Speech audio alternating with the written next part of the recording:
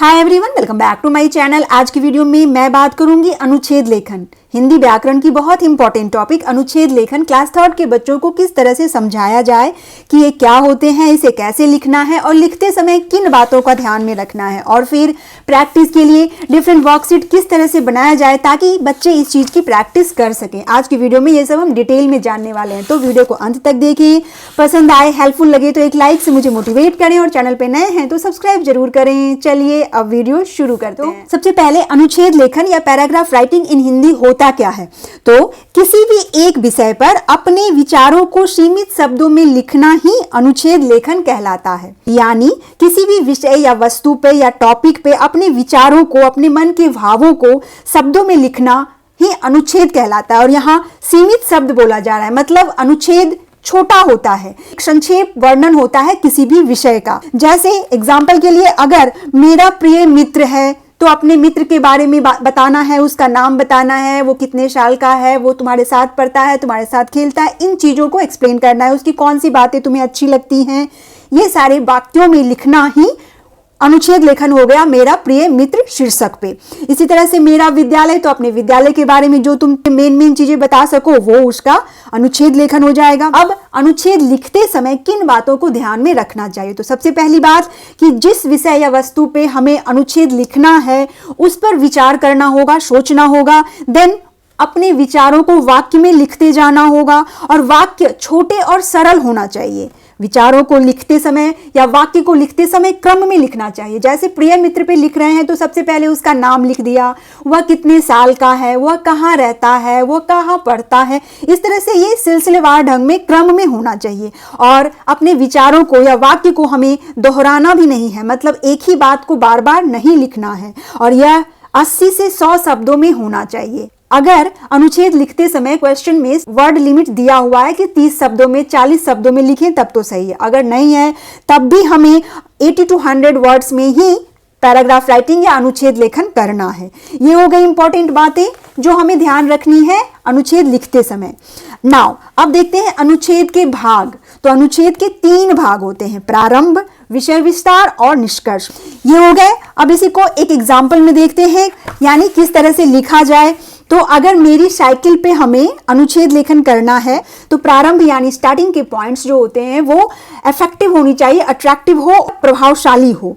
जैसे मेरी साइकिल बहुत सुंदर है, इसके 2 पहिए हैं, इसमें किसी प्रकार के ईंधन का प्रयोग नहीं होता है। ये हो गए इनिशियल पॉइंट्स। देन विषय विस्तार या मिडिल पार्ट में हम उसकी साइकिल के डिफरेंट पार्ट्स के बारे में लिखेंगे। जैसे मेरी साइकिल में घंटी व टोकरी भी है, प्रतिदिन मैं 20 मिनट साइकिल चलाता हूँ, साइकिल चलाने से व्यायाम हो जाता है। देन निष्कर्ष पे आएंगे, मेरी साइकिल पर्यावरण को किसी प्रकार नुकसान नहीं पहुंचाती और मैं अपने साइकिल से बहुत प्यार करता हूँ या करती हूँ। ये हो गया कंक्लूजन या एंडिंग पार्ट। इस तरह से हमें किसी भी अनुच्छेद को लिखना है। ये हो गया, इसमें ज्यादा कुछ नहीं है, बस बच्चे को कुछ एक बातों पे ध्यान रखना है जो यहाँ मैंने पहले ही एक्सप्लेन कर दिया। उसके बाद अब बारी आती है प्रैक्टिस की। तो प्रैक्टिस वर्कशीट इनिशियली सबसे इजी वे में इस तरह से दीजिए, जैसे दिए गए शब्दों की सहायता से तितली विषय पे अनुच्छेद पूरा करो। अब हेल्प बॉक्स में कुछ वर्ड्स इस तरह से हिंदी के लिख दीजिए तितली से रिलेटेड, और अब फिलअप के रूप में इन वर्ड्स को फिल करते जाना है बच्चों को और फिर अनुच्छेद को पूरा करना है। जैसे तितली हरी, नीली, पीली, अनेक रंगों वाली डैश होती है। तो अब ऊपर से ढूंढेंगे क्या होती है, रंग बिरंगी होती है। वह फूलों की डैश बढ़ाती है, फूलों की सुंदरता बढ़ाती है। वह फूलों का डैश लेती है, फूलों का रस लेती है। उसके डैश बहुत सुंदर होते हैं, उसके पंख बहुत सुंदर होते हैं। वह कभी किसी के डैश नहीं आती है, हाथ नहीं आती है। हमें उसे डैश देना चाहिए, हमें उसे उड़ने देना चाहिए। इस तरह से इनिशियली बच्चे को बहुत ही इजी वे में ये चीजें करने को देनी है कि बस तुम्हें फिलअप पूरा करना है। सेंटेंस के मीनिंग को समझो और सही वर्ड पुट करो। इसी का एक और एग्जांपल देखते हैं। फिर से हेल्प बॉक्स में वर्ड्स लिखे हुए हैं और इन्हें फिल करते हुए अनुच्छेद को कंप्लीट करना है। जैसे यह मेरा घर है, यह घर डैश है पर बहुत डैश है। यह घर छोटा है पर बहुत सुंदर है। मेरे घर के सामने एक डैश है, यहाँ हो जाएगा बगीचा है, जिसमें तरह तरह के डैश और झूले हैं, तो यहाँ होगा उस तरह तरह के पेड़ पौधे हैं और झूले हैं। मेरे घर में डैश कमरे हैं, तो ऊपर से देख कर लिखना है, मेरे घर में 4 कमरे हैं, हम लोग मिलकर साथ साथ डैश खाते हैं, तो खाना खाते हैं। मुझे मेरा डैश बहुत प्यारा लगता है, तो मेरा घर बहुत प्यारा लगता है। इस तरह से ये मेरा घर पे अनुच्छेद लेखन कंप्लीट हो गया विद हेल्प बॉक्स। इनिशियली यहाँ आपको बच्चे को इस तरह की प्रैक्टिस वर्कशीट बनाकर देनी है, जहाँ हेल्प बॉक्स दिए हुए हैं और अनुच्छेद को फिलअप के रूप में प्रेजेंट किया हुआ है। बस वर्ड्स को पुट करो, फिलअप कंप्लीट करो और अनुच्छेद कंप्लीट हो गया। देन आपको केवल बच्चे को ये हेल्प बॉक्स देना है और हेडिंग लिख देना है कि तितली पर इन शब्दों को यूज करते हुए या मेरा घर शीर्षक पर इन वर्ड्स को यूज करते हुए अनुच्छेद लिखो।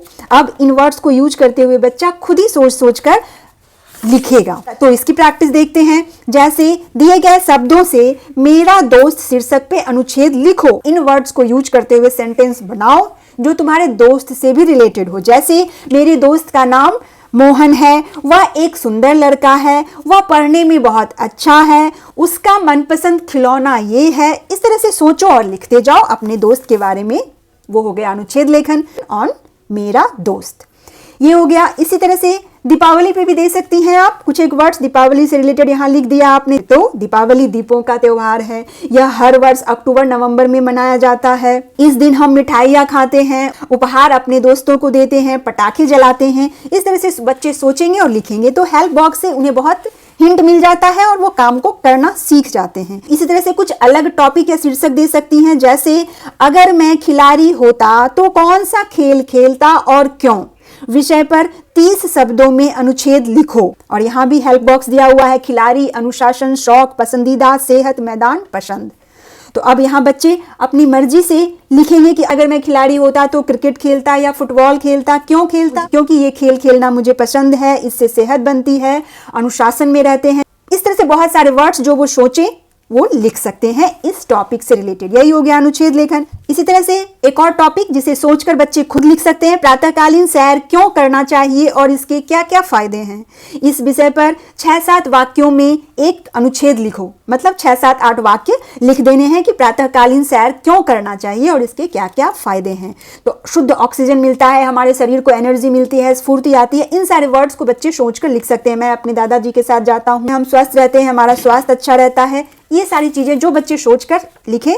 और इसके साथ ही कुछ इजी वाले टॉपिक जैसे मेरा स्कूल, मेरा सपना और न्यू ईयर किस तरह से मनाया, अपने दोस्त का बर्थडे किस तरह से मनाया। इस तरह से कुछ भी टॉपिक आप सोचकर उसे लिखने को दे सकते हैं। इनिशियली आपने हेल्प बॉक्स में इस तरह से वर्ड्स लिख कर देने हैं और बाद में उन्हें केवल टॉपिक देना है कि इस पर सोचो और लिख दो। तो that's all for today's video. I hope ये वीडियो आपके लिए हेल्पफुल होगी। Thanks for watching. Bye bye.